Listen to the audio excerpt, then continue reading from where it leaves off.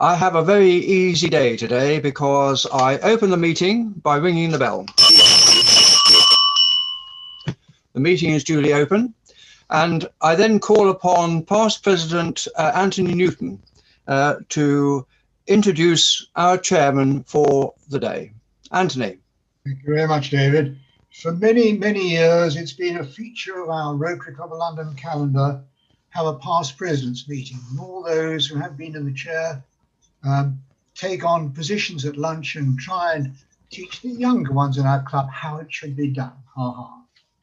Today, we've got a very distinguished past president who is in the chair. I'm going to introduce now with a few words, Hugh Kirk. First of all, as a Rotarian, and secondly, as a person. Hugh was born near Stirling in Highlands. He's a chartered accountant.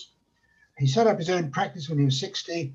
He was honoured in the 2014 Queen's New Year Honours List and made an MBE for service to charity in the UK and abroad. He's been a lay reader in the church and frequently in trying to conduct the services at the local United Reformed Church. In Rotary, in our club itself, he's been in council for an unbroken 17 or 18 years, which is probably a club record. He's been 11 years treasurer, and for 20 years, there's hardly been a year when he hasn't occupied a very important role in our club. He's also, as you know, responsible for the extremely popular Burns dinners. Okay, that's Rotary as far as Hugh is concerned. His interests include walking, Scrabble, reading, travel, particularly in the USA. And I want to add a final thing. And apart from being a Rotarian, he is an outstanding person, a man of great integrity, of charm, of fair-mindedness, and directness. And all those qualities, I can't think of a better person to kick off today's past president lunch than Hugh. Over to you, Hugh. Okay. Anthony, thank you very much for those very kind words. May I say it has been an honour and a privilege to have served this club in all of those functions, and for the trust that the club has placed in me. This club is very special to me, and I greatly appreciate the fellowship and the friendship of everyone. And I will be happy to continue to serve the club as long as the good Lord gives me the health and strength and most importantly, soundness of mind to carry on. Thank you indeed. Now, before I introduce the guests, I know that this morning it's a very snowy and it's a very cold day, but I'm sure you haven't overlooked the fact that this weekend, the flower of Scotland was in very full bloom. For those of you who haven't tuned into Wimbledon. Anyway, it's my privilege to warmly welcome everyone. I'd like to especially mention past President Vessey's guest, Cecilia Love, who I believe is on our Zoom today. And I'll now ask Clive, perhaps, if he would introduce guests who are zooming in for the first time. Clive. Thank you, past President Hugh. If you are here for the first time, and we've welcomed you, Cecilia, we're pleased to see you, but anyone else who is here for the first time, please can you just unmute yourself and just say hello. So anyone here for the first time? I think most of the people I've seen, we've had the pleasure of greeting them before. I certainly don't see anybody on my first screen. I'll look at the second screen. I think they are our members, or they have been here with us before. Yes, it appears to be the case, past President Hugh. Okay. But everybody is welcome. All our visitors are welcome. It doesn't mean because you've been here before that you are not welcome. We're very pleased to see all of you. Absolutely. On past President's Day, the first thing that we normally do is introduce past presidents. Normally they're invited just to stand and be applauded by the members of the club. This year, I thought I would do it quite differently. And as I introduce past presidents who are members of our club today, I will do so in chronological order. And I thought too that just to be different, I would highlight some of the significant things that they did that happened in their year. Now there are 15 presidents, so I'll be as short as possible. Some of you have given me one or two or more items, and in the interest of time, I'm sure you will readily understand if I have made one or two selections from the list you have given me. Otherwise, we could go on for a very long time. I'm going to start with Anthony Newton, present in 1980-81. When the club used to meet at the Cafe Royal, Anthony was the youngest unmarried president at the age of 41. The youngest, that is, until Louis Huey came along 2 years ago. It was in Anthony's year when the first visit to the Interlaken with the children of Oak Lodge School took place. In Anthony's year at that time, attendances and club membership was very high. And there were even occasions members had to be turned away because the capital couldn't accommodate them. Those were the years, Anthony. Then we have Brian Summers in the year present 88, 89. There was several memorable events in Brian's year, but I think one which was very special was when it was Brian's great honor to be invited to Buckingham Palace by Prince Philip, who was the club's honorary member, and to attend the Duke of Edinburgh's award scheme reception. And following this, Brian was invited to a banquet, not a dinner, but a banquet with Prince Philip at Hampton Court. And I think, Brian, that was a very special event indeed. And there were others too, Brian, that would be worthy of mention, but time for this today. And then we have Ken Standish, present 91-92. In this year, the club moved the lunch venue from the Cafe Royal, where they were for 25 years, to the Marriott Hotel in Grosvenor Square. Now, we all know of Ken's tennis talent, and among other things, he won the district singles on several occasions. But one thing stands out in Ken's year. Attendance has often been an issue in Rotary. In 1921, a club attendance challenge was accepted from the New York club, and which London lost. London sent them a ship's bill for their presidential table. The next year, the contest was held again, which London won, and London received a magnificent Chippendale chair. Now, during a fire some years later, the bill in New York was destroyed, and London was asked to locate a suitable replacement. A ship's bill was eventually found and shipped to New York. And Ken and Eileen attended the launch meeting of that bill in New York. And Eileen, she was given the honor of ringing the bell for the first time at the close of that meeting.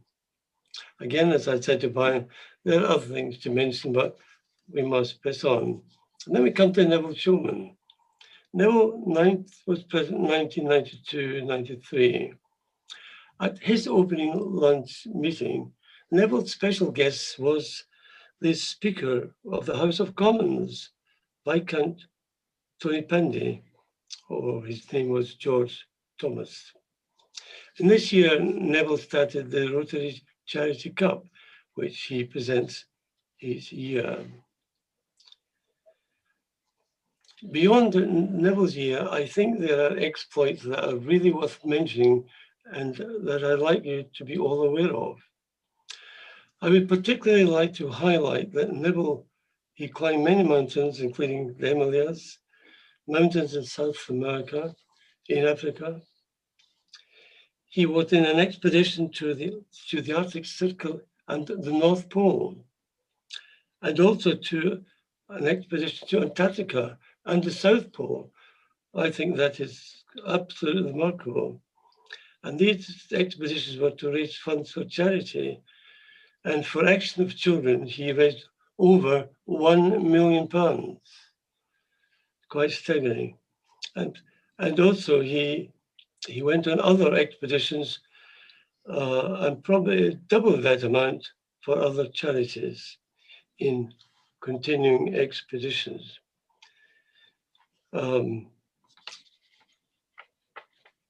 These all didn't happen in his presidential year, but I thought that such exploits were very, very worthy of mention, that should bring them all to your attention. And incidentally, I hope you have bought Norman's book. Neville's book. You Are What You Are. I tell you, it is a must read.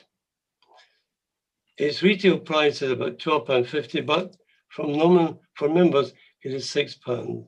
So please buy and read Norman's book. Neville's book. Then we move on to John Buchanan. In the year, he was president in 1998-99. Now, John's introduction to Rotary is worth highlighting. John was attending a judicial conference in Cyprus when he met our late esteemed member, Sir Sigurd Sternberg. And this resulted in John becoming a member of our club in 1986, and which he has served with distinction. The highlight of John's presidential year was his President's Dinner, which was held at the magnificent setting of Henry VIII's banqueting hall at Leeds Castle. John still has a charming photo of himself in full Scottish regalia with Mary, taken in the library of the castle. Harry Simmons was present in the year 1988-99. Now, significant in Harry's year was the black tie charity performance by Carrie Wilson and friends at the Hampstead home of her husband, Tom Conti. And there were drinks afterwards for guests at Harry's home. That and other events that were organized by Harry were indeed very memorable. Also, the club's visit to 10 Downing Street, when Harry introduced our members to the Prime Minister's wife, Cherie Blair, and welcoming her as a speaker to our club's lunch, and presenting her with a Paul Harris for her charitable work. And one thing also beyond Harry's year, but most significant to mention, that Harry had the privilege on the most memorable occasion of when he presented a group of members and friends to Her Majesty the Queen at St. James Palace. That must have been very memorable indeed, Harry. Then following Harry chronologically in surviving members who are still members of our club was myself in the year 2007-08. I'm not sure really what was the highlight of my year. The gala dinner on the Royal Yacht Britannia, attended by a full house of 90 members and friends, some from America, Interlaken, Amsterdam, and Dublin. And and when Scotland's top law Lord Hope was our principal guest. And also to literally 6 days afterwards, there was a lunch for the Duke of Edinburgh at the Royal Thames Yacht Club, attended by 150 guests. These were perhaps two of the most memorable events, I think, in my year.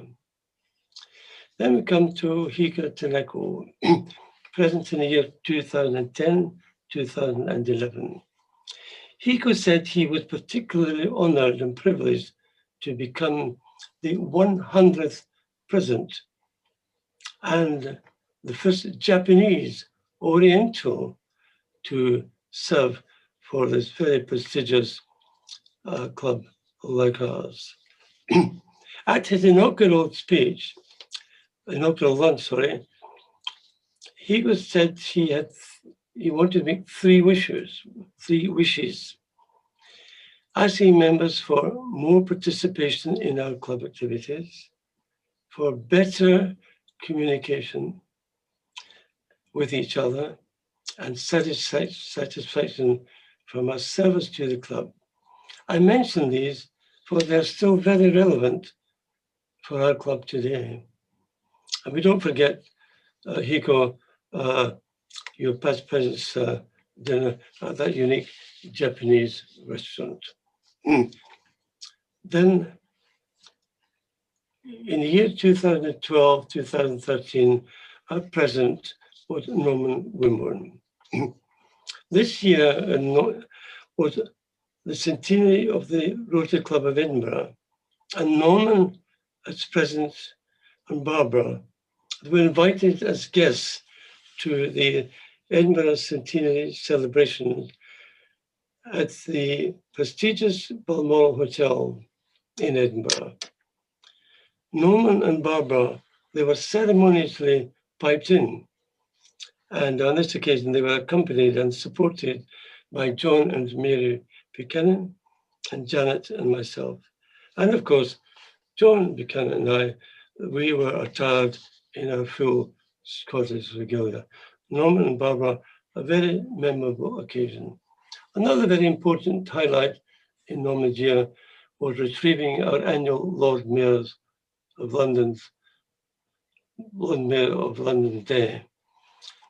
Norman knew the Lord then Mayor, who was a reciprocal member of the City University Club.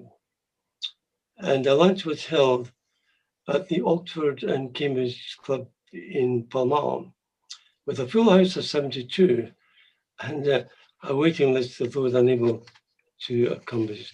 And the Lord Mayor was the speaker on that day. Following Norman was Vati Daniel, President 21314. Vati began her year with an inaugural evening event with entertainment and dancing. There was her memorable house party at Stonewall. Vati has played a lead role in organizing the Women's International Day lunches. And additionally, it is really worth mentioning that beyond her year as president, Vati has introduced no less than 43 members to the club. That's really something quite special and indeed very outstanding. And among those members she introduced, there were ambassadors and high commissioners. Following Vati was Clive Amos, present in the year 214-215. And Clive said the highlight of his year was hosting the Leonardo da Vinci event, attended by some 120 guests from the 10 Leonardo clubs in Europe. And he counted himself fortunate to have been present and welcoming and when Leonardo came to London. We had excellent feedback from all of those clubs for the excellence of that whole weekend. Then we move on. We pass over a couple of years to Louis Huey. Louis was president in 1819 and At 37 years of age, Louis became the youngest member in the history of our club. A very excellent year he had. And in this year, there was that most memorable house party in Lisbon, and when we were all taken to the most westerly point in Europe. Then following Louis, we have our very esteemed immediate past president, Tim, president 1920, the year when lockdown started. And the highlights of Tim's year was the House of Lords dinner, at which we celebrated past President Louis' year in office, quite an occasion. And also the trip to Capri, which was attended by some 24 people, and effectively became Tim's presence trip by virtue of Tel Aviv having been cancelled. However, but later, Tim very competently organized the organization of the virtual trip to Tel Aviv. And that lasted over a few days and was most fascinating indeed.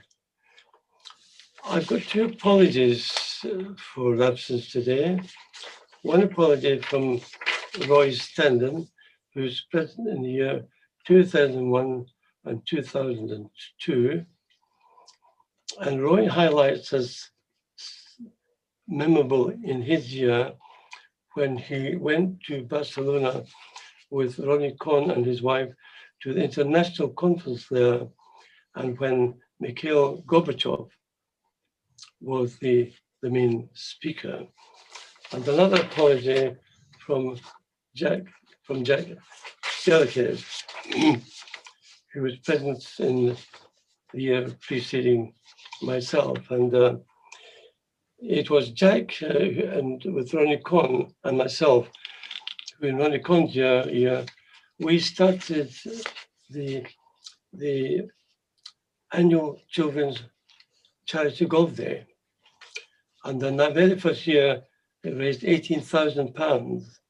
And of course, cumulative since then, and when our very esteemed immediate past president, Tim McAndrew, has taken the leadership of this. And overall, in these 18 years or so that this has been held, the contributions from those events are now over £220,000. So I hope you have found. I haven't got. Janet's asking for what about Gio, but I haven't heard from Gio, of course, and he's not able to come on to Zoom. But we do remember Gio and his very faithful loyalty and commitment to the club. And now we move on to I'm looking for sorry. I went to my papers. I wrote my program.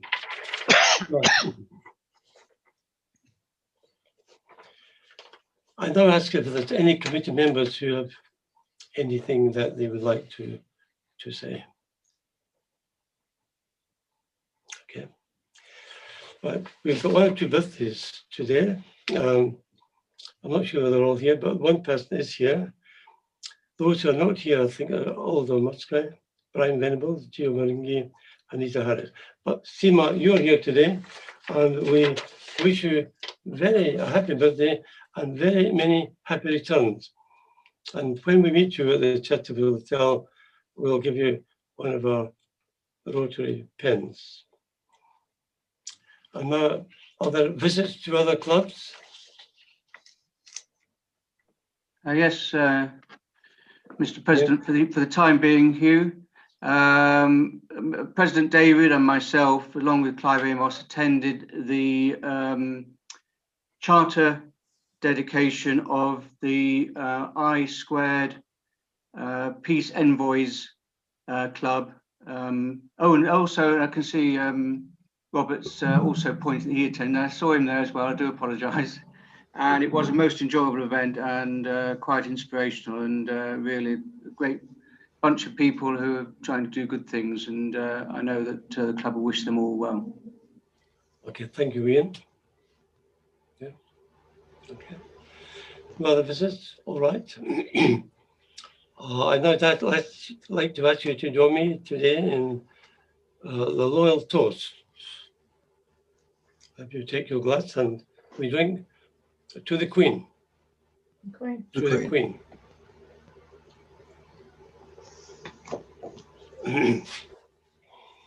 At the introduction to our meeting today, Anthony mentioned about the various services and contributions I have made to the club. But if I had to be asked what was my most significant contribution to the club, I think the first thing that would come to my mind was my introducing Clive Amos as a member of our club. And I think you'll all agree, he has been a tremendous asset. And I know he needs no introduction, but notwithstanding, to welcome Clive to the lectern, I'm going to invite our immediate past president, Tim McKendris. Tim. Thank you very much, Past President Hugh. It's often said when introducing a speaker that he or she needs no introduction. Well, that is most certainly the case in terms of you, Clive. You are literally known by everybody. You are a past district governor. You were our own club president in 2014-15. You host our weekly Zoom meetings and, in addition, a number of committee meetings. You are our membership chairman, so you get to interview and process all membership applications. So your finger is completely on the pulse, and it will be absolutely fascinating to hear your perspective on the subject of whither goeth Rotary. So Clive, without further ado, the floor is now yours. Thank you, Tim, and thank you, everybody. I'm going to reflect on the changes that I've seen in Rotary over the years, and also look at what perhaps may be happening in future. I joined Rotary 44 years ago this month in the Rotary Club of Tottenham. At that time, we had 56 members. Our neighbouring club, the Rotary Club of Wood Green, had a similar number, and our other neighbours, Haringey, had 40 members. So we were looking at around about 150 Rotarians in the east side of the London Borough of Haringey. I don't have the numbers for the Rotary Club of London that year, but I do know that in 1971, London had 227 members. Rotary District, which was District 113 at that time, had 4,800 members in 77 in 108 clubs. The style of the Rotary Club of Tottenham was very much like that of Rotary Club of London today, when we're meeting live. We used to meet every Monday lunchtime, and we used to have speakers virtually every lunchtime. But just to try and give you a flavour of how Rotary was conducted in those days, let me tell you that it was expected that you would attend most every weekly meeting, unless you had a good reason. And certainly you were expected to attend special events. Now, one of the special events was the induction of our new president, which took place on a Monday evening, the first Monday in July. Now, one of the past presidents said to me, bearing in mind I joined in February, said to me about a month or so before the meeting, "Oh, you will be at the induction meeting, won't you?" And I replied, "Well, unfortunately, I won't, because I will be on holiday, a holiday that I booked, incidentally, before I joined Rotary." He looked at me and he said, "You do not organise your holiday to coincide with the induction meeting." And he was deadly serious, and that was indicative of the way Rotary attendance was regarded in those days.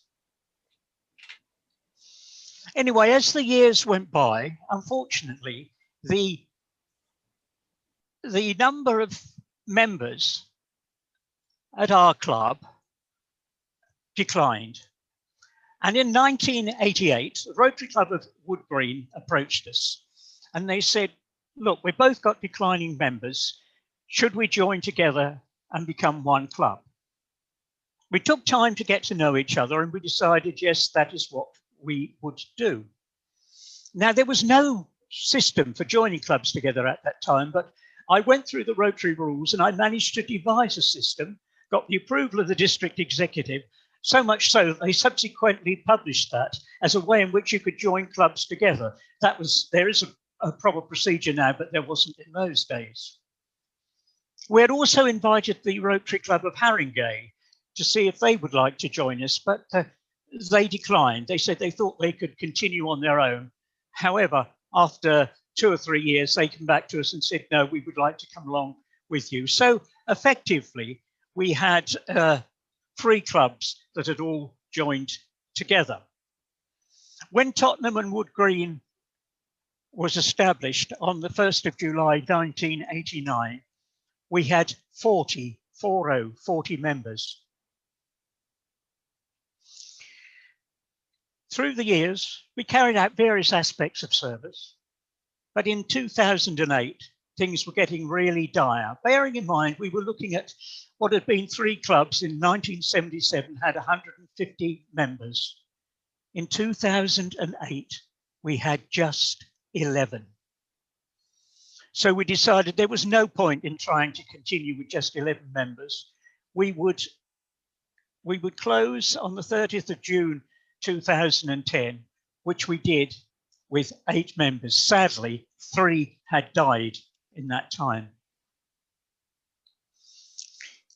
District numbers were also declining. Today, they are around about 1,200, or about a 75% decline since I joined in 77.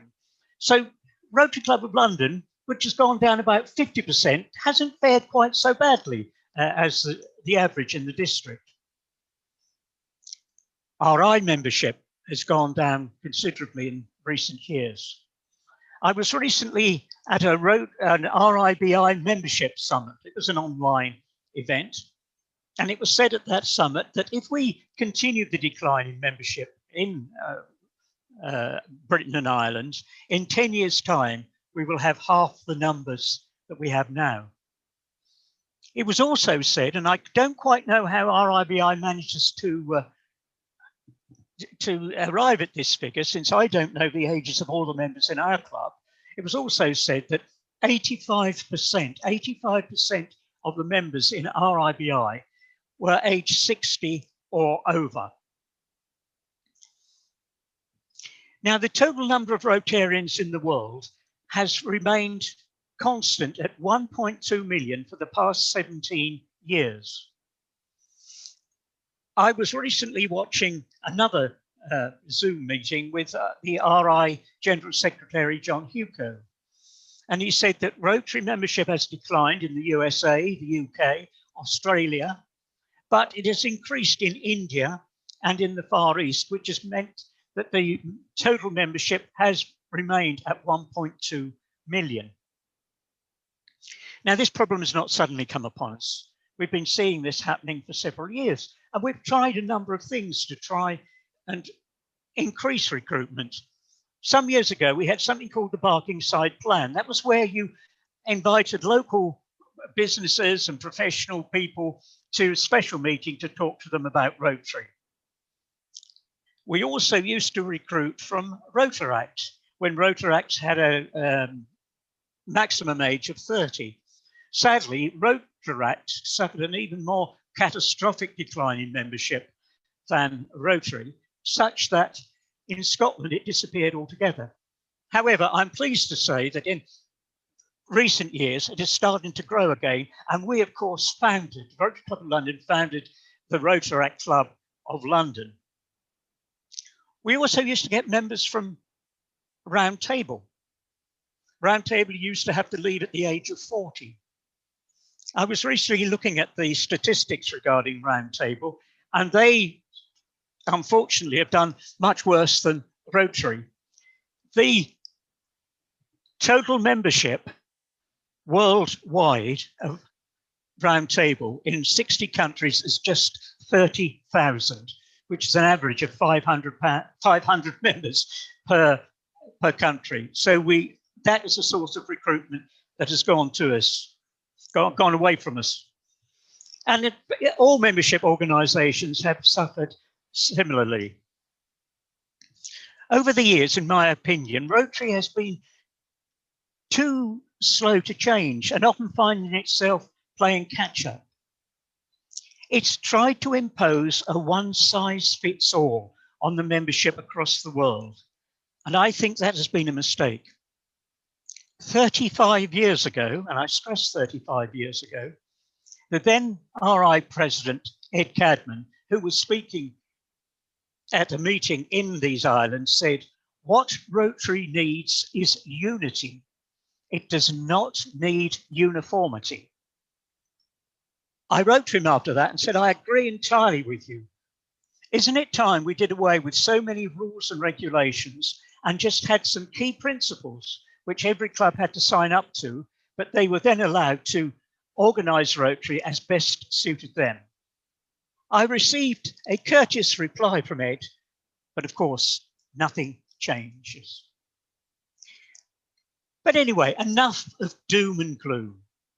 What are the good things that have happened in recent years? Well, probably the biggest change, of course, which was formally adopted in 1989, although there had been some membership from 87, was Rotary becoming dual gender. More than 30 years ago now, and I must confess, I do get a little bit irritated sometimes when I hear Rotarians talking about women in Rotary as if it is some sort of separate organisation. It's not. We're all together. We all contribute towards Rotary's humanitarian service. Now, where do these rules come from? Well, they come from the Council on Legislation. And I was fortunate enough to be elected to be the district representative in 2010. Now, every district in the world, 535, sends one representative to the Council on Legislation. In those days, we had and we still have, we had an E-Club, which was an experimental club in our district. The RI board had agreed that this experiment could carry on, but it was coming to an end, and it would have meant that the E-clubs would have disappeared and the members would have either had to join other Rotary clubs or leave Rotary. Now, as we had an E-club, our district put forward a proposal, which I would have had to propose, that E-clubs become formal Rotary clubs in the Rotary movement.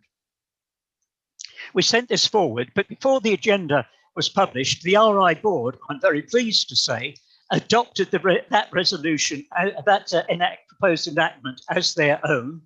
And so they proposed it and I seconded it. So that was a great thing to see this happen. One of the things that depressed me when I went to the RI Council on Legislation was the age of most of the members. So they were more ancient Rotarians than I've ever seen anywhere. Indicative, and it's a slight aside, I remember on one occasion, one of these poor fellows was sitting in his chair, fell asleep and fell off the chair into the aisle, causing a great deal of consternation. But it was indicative of the membership then of the Council on Legislation. And it was very depressing. They were not prepared to countenance any change. They were not even prepared to countenance that we looked at the way we were doing things. Nevertheless, the councils on legislation in more recent years have changed things. So you can now only be a representative of your district for a maximum of 3 occasions. Some months before the 2019 Council on Legislation, I and a few others were having dinner with Ravi Rajinder, who was then the RI president, and he was lamenting the fact that the Council on Legislation over the years had achieved relatively so little. However, and this is not to, you may say, why am I saying this? And I said, this is not doom and gloom. However, what the 2019 council did was this.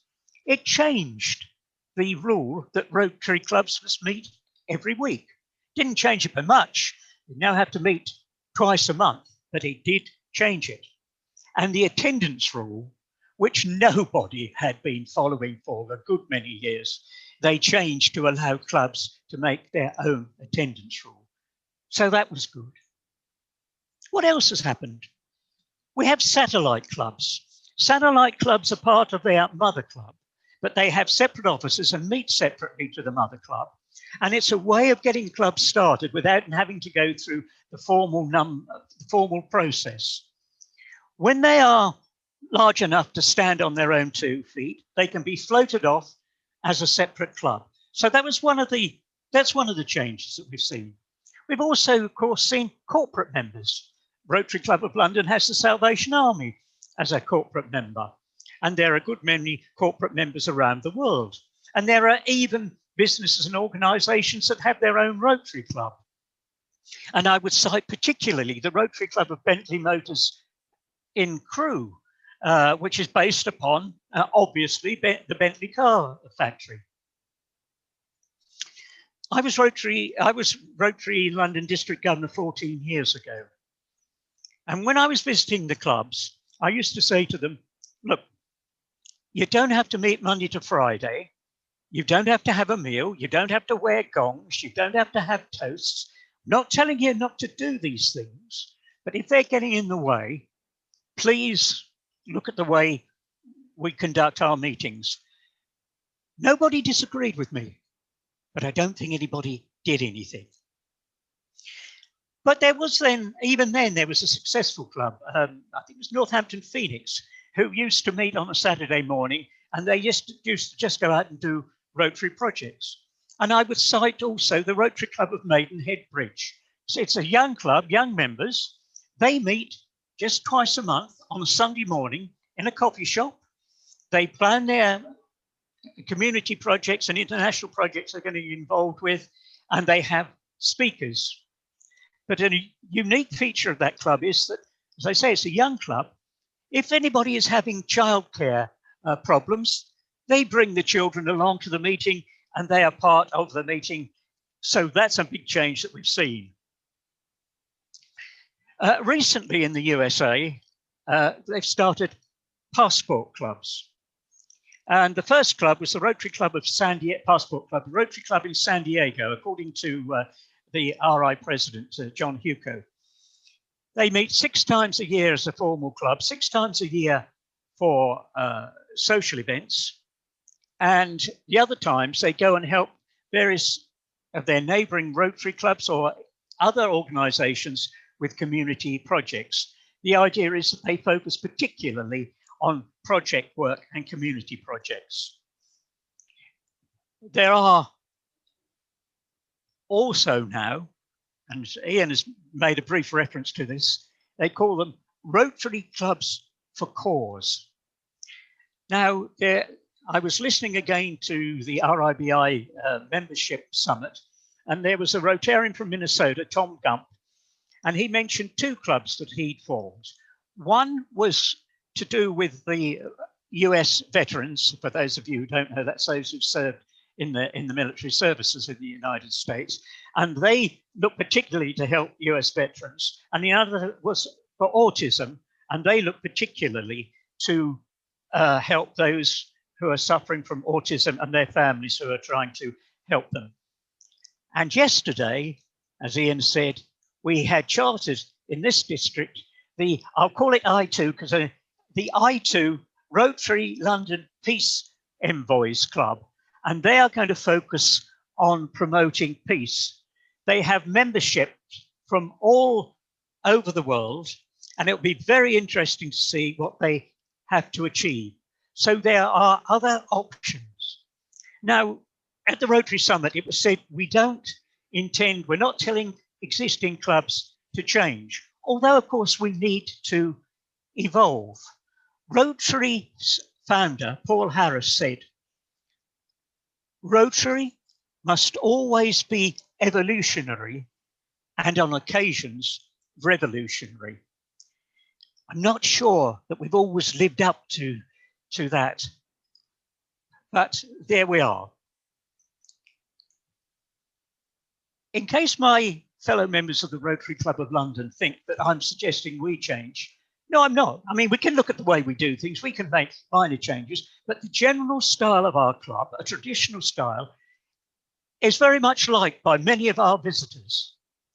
So I'm not suggesting we do that. And we're not a stick in the mud club. We don't just go along and meet once a week for our meetings and do nothing else. We get involved with helping other organisations. I look particularly at the St Patrick's Soup Kitchen, which we helped, the Westminster City Council English language classes, which we assist with, the Soho Fete, the RNLI collections, etc., etc. And we have many events to raise funds for Rotary. Last year, in the last Rotary year, we managed to distribute £60,000 to good causes. That's roughly £500 per member, which I think is something of which we can be proud. So please, my fellow Rotarians, don't think I'm suggesting that we do anything revolutionary. Even though Paul Harris said at times we must be revolutionary, but that was, of course, obviously the biggest was the change in membership. What we also need to know is that last week the Rotary International Assembly took place virtually. The Rotary International Assembly is for all those incoming district governors. You must go there, and if you have a spouse or a partner, you take them with you. It's mandatory that you attend. If you don't attend, you can't be district governor. The incoming RI president from the 1st of July, Shekhar Mehta, has challenged all the Rotarians to increase the membership of Rotary worldwide from 1.2 to 1.3 million by the 30th of June 2022. Do we need more members? You can say the last 17 years we've been doing pretty well. We've done so many things and we're just on the brink of eradicating polio. Well, of course we need new members. I've referred already to the aging membership, which we need to replace, but we need new members to be able to sustain the organisation of Rotary and to continue with our humanitarian work and to share it out across all of our members. Now, the one thing I would say is that Rotary has changed my life immeasurably for the better. I have been places, done things, met people that I never would have done if it hadn't have been for my Rotary membership. And I'm forever grateful to the Rotarian who invited me to join. And it has also helped me tremendously in self-development. I've often said if I was clever enough to articulate it in a very meaningful way, everybody would be queuing down the street to join us. But isn't it time, with all those people we know who are not Rotarians, that we shared this opportunity with them, for them to be able to develop? Let us share our enthusiasm for Rotary with everyone whom we meet. Thank you very much for having listened to me, and I would now very much welcome ideas from those assembled here today as to how we should take Rotary forward. Thank you very much indeed. Thank you, Clive. I'm not sure, Hugh, shall I introduce questioners? Yes, you can. I'll start by muting. I was just going to say to Clive, before you do that, David, and I'll be grateful for you to do that. Clive mentioned about Paul Harris being revolutionary. Of course, at the time when Paul Harris established Rotary, private enterprise was a cutthroat competition in the unrepressed pursuit of wealth. It was an era when an entrepreneur didn't hesitate to kill his competition before the competition killed him. it was an era of unrestrained and unbridled capitalism. So perhaps on that occasion, Clive, there was occasion for Rotary to be revolutionary. Having made that comment, Indeed. I pass that to you, David. Thank you. Thank you, David. Thank you. Thank you, Hugh. I'm going to mute everybody. I'll try to push the mute all button, and then ask you to unmute if you wish to ask a succinct question of Clive, so that we don't have to have succinct answers. The shorter the question, the better the opportunity. So I'm muting everybody now, and allowing you to unmute yourselves. So if you would do so, I will know that you wish to ask a question. And the first one I have is from Brian Coleman. Brian, would you like to ask your question of Clive? Clive, it's always good to listen to someone with your experience and knowledge of Rotary. And I'm looking forward to my year as district governor. But do you not think Rotary just has too many committees and too many meetings that achieve nothing?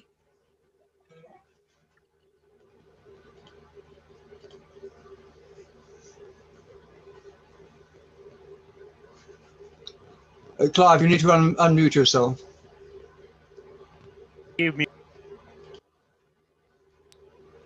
Yes, you'd muted me, David. I wasn't unmuted. Yeah, I muted everybody. Sorry about that. I'm an amateur at this job, yes, Clive.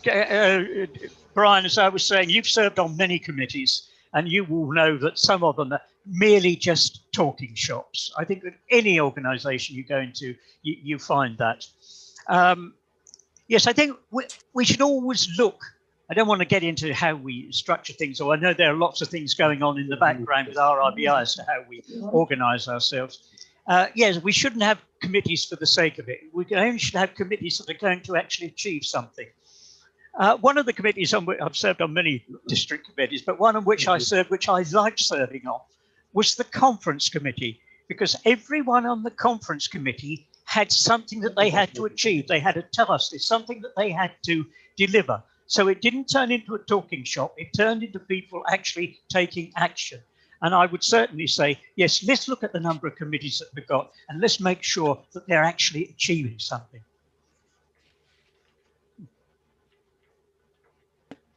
And I think I saw Eve. Thank you. Thank you. Yes. So Eve or Robert, your question, please. Hi. Yeah, I mean, Paul Harris also said it's a changing world and we have to change with it. And I think probably, and I will ask this question at the end, but I've made a series of membership and marketing videos about successful Rotary clubs over the past 2 to 3 years. And what I found with the clubs that are successful, they are flexible, they are innovative, they have fun, which is important. They share friendship, but the main thing as well is that they actually do projects that make a difference to their community. And that's mainly around where they are, but also projects that make a difference around the world. So there are lots of people I've found that are really, really inspired by what Rotary does, and they want to become members of Rotary. So it's not really, that's not an issue, I don't think, because I think there are plenty of people out there. I think the problem is, and I'll ask you this, that perhaps change is coming too slowly and we are not adapting to the world that we live in and the way that people want to actually be part of Rotary. So do we, we need to change for them, keeping our core values, but not be stuck with all the regulations and, rigmarole, really. So that's a question, whether you agree with that. Yeah, well, as you heard, Eve, I did say that I still think that I would like to see a lot of the rules and regulations done away with, and is to have core principles so that clubs could function as was most appropriate in their particular areas. I liked your reference to them having fun and enjoying being in Rotary. Over the years, I've come across people who moan and complain, Rotarians I'm talking about, who moan and complain about what's going on in their Rotary Club and what's going on in Rotary and so on and so forth. They just go on. And I've often said, what on earth are you doing in this organisation? If you find it so objectionable, please go, because all you're doing is dragging down everybody else with you. So yeah, we should be enjoying it. If we don't enjoy it, what are we doing in the organisation? Thank you. Oh, and I would also say, about changes, we've been doing lots of things on Zoom. We have to meet on Zoom these days, but I can well see that in future we possibly have more of our committee meetings and things on Zoom meetings, and quite possibly, and I want to get back meeting live, I want to meet with my fellow Rotarians, but I think when we get back there, we might also have hybrid meetings whereby there are some people meeting at a venue, and we also have, and we actually checked it out with our existing venue, we could also have other people there on Zoom who can't actually get along to the meeting. Thank you. Thank you. Thank you. The next question I have is Dick Nathan, followed by Tim Moore and Ian Balcombe. So, Dick. Thank you, President David. Thank you for your address, Clive. That was very interesting. My question is, the internet, will it kill Rotary or will it save Rotary? It's a nice one, Dick. No, lots of people have lots of views, don't they, about the pros and cons about the internet. I think it will save Rotary. We've got to adapt. We've got to look at way we're doing things. But I see lots of things now, lots of postings almost daily from different Rotary clubs around the world. People inviting us to participate in different things. I think we're going to change. And I think it will actually give us a much wider perspective on Rotary. I've often said, I regret the fact that when I go around to clubs, there are so many Rotarians who all they know about Rotary is that they go along once a week to their Rotary meetings. They have no idea about the breadth of Rotary and the things that are going on all around the world. And I think by the internet gives us the opportunity to see just what other clubs are doing across the world and also to join in with them. So I think it will save it. Thank you. Tim Moore, Ian Balcombe, and then past President Neville Shulman, please. But Tim Moore first. Clive, thank you very much. I thought that was a very good presentation as to what Rotary is looking for. My question really is related to young people. Most of the young people I see now are on social media in various forms. How do you see that developing to the benefit of Rotary? Yes, not just young people, Tim, on social media. I certainly am on a number of sites. I think we've got to use social media to reach out to young people. They use it extensively. We've got to make sure that we have a social media presence, almost talking to young people daily through social media. And it's important that clubs do this. It's important that we send over the message so that people learn. We have to meet people where they are. And as you rightly say, so many young people rely on social media these days. And we must make sure that we're on every platform and that we get the message across to young people about what Rotary is, about the humanitarian service opportunities that exist. And then I think we will bring them in. Thank you. Ian Balcombe, followed by Neville Shulman, followed by Varsi Daniel. Ian. Yes, Clive, thank you very much. Most interesting, thank you. Picking up on what you were saying about fun, when I've been going to the Rotary Club in Miami, well, for some years, but more recently on Zoom. And the current president has added a fifth test to the four-way test. And the fifth test is it fun? And I think that when you said that it should be fun, I think you're absolutely right. But another question was, I remember when you were district governor and you came to speak to the Rotary Club as district governor, and you said during your speech some people say that the Rotary Club of London is different from all other clubs in London.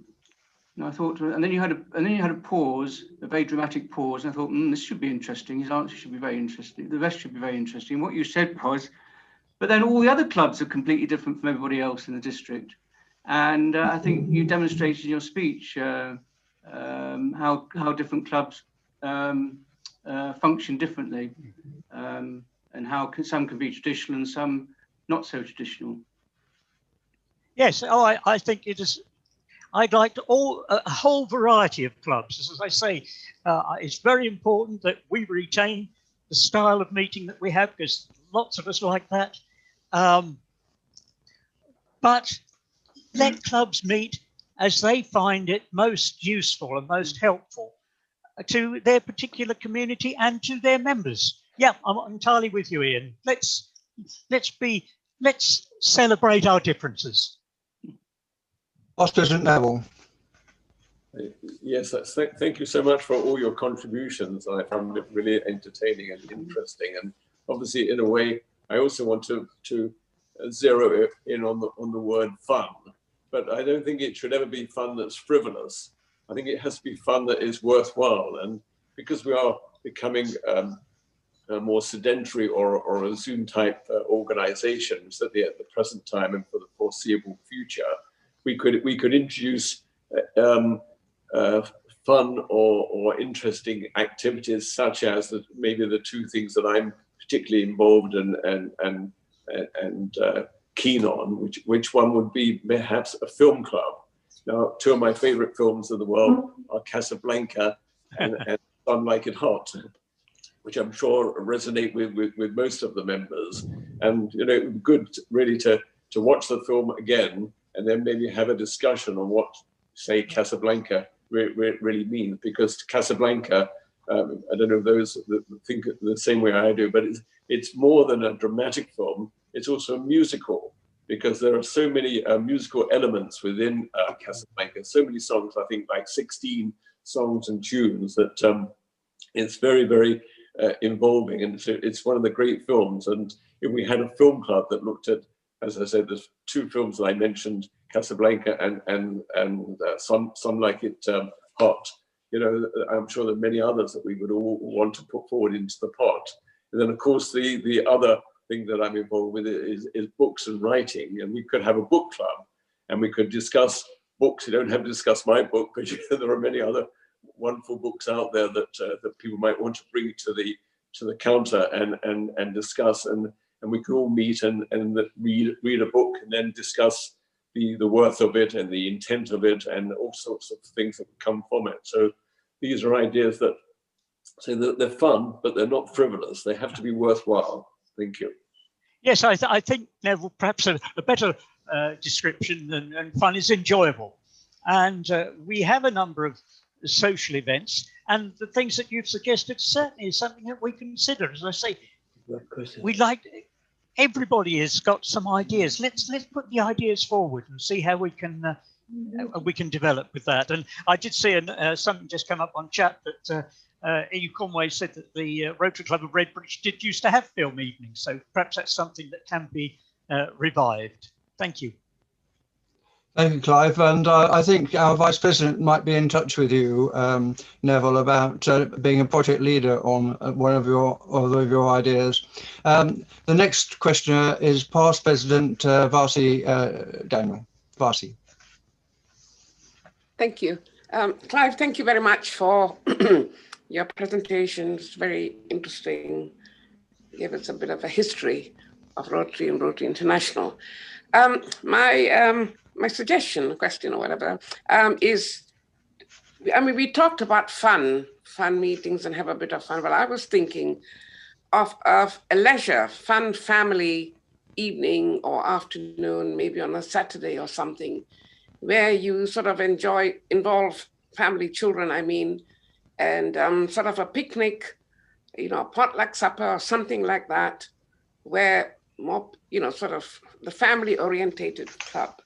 And I think this way you bring, sort of the monotony of seriousness and conference, sort of enjoy the children and also what they can do. Maybe they have something to contribute.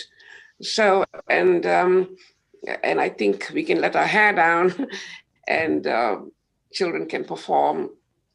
Maybe they're talented in some kind of way, which haven't been recognized. But on the whole, a fun, leisure family evening or afternoon, sort of a picnic, that sort of thing.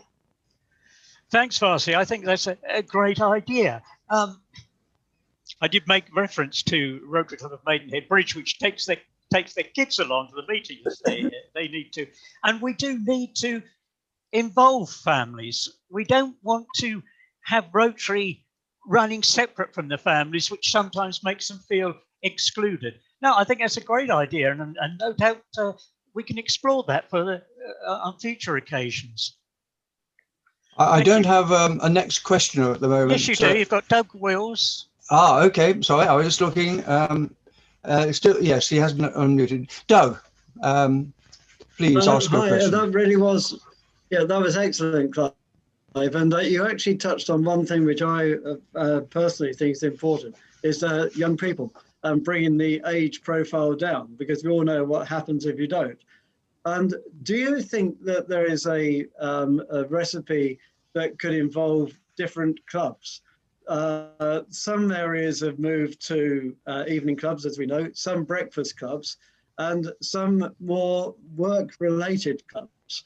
The large organisations could have their own clubs within the organisation, and to actually make it more Rotary relating to the world as it is today, as opposed to the luncheon club when everybody had a 2-hour lunch, which people don't now. Do you see that as an avenue that would need to be adopted right across the UK, indeed across the world? I'm all for having a variety of clubs, Doug. As I said to you, when I was governor 14 years ago, I did tell clubs that, you know, you don't have to have a meal or meet Monday to Friday, and nobody really moved forward on that. But I'd like to see a total variety so that people can work with whatever works for them. And we have to, so often Rotary has asked its members, what do you want? Well, it's really fairly pointless in my view, because they're in clubs. That obviously works for them. We should do more by way of market research and ask the people out there, particularly the young people, what would work for you? What would you like to see? And then we change things and we set up new clubs. In due time, and there's nothing wrong with this, some clubs will fade and go away. They've had their time, they've given their service, but their time has passed. New clubs will come along, as we've seen, with new ideas, working in different ways. And the more variety we have, the more clubs are allowed to do things that work for them, that attract members, the better I think it is. And I think we are moving in that direction now. Thank you, Clive. I have a question, I think, coming through Duchess on behalf of Isabella. Is that right, Duchess? Isabella posted her question. I think it was overlooked, President David. Okay. So her question is, what is the future for women in Rotary? The future for, without sounding trite, the future for women in Rotary is great. The women have made a great contribution to Rotary since they joined it. And as you probably know, in 2 years' time, we have our first woman international president, Jennifer Jones.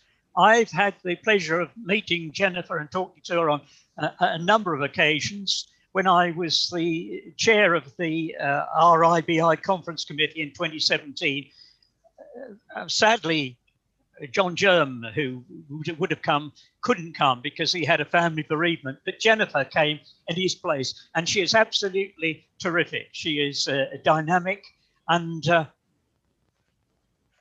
I shouldn't say it, but we do know that in clubs where they have got a significant number of women members, they are often some of the most dynamic clubs around. Yeah, it's a great future for women in Rotary, but as I say, we shouldn't make a differentiation. We're all women together.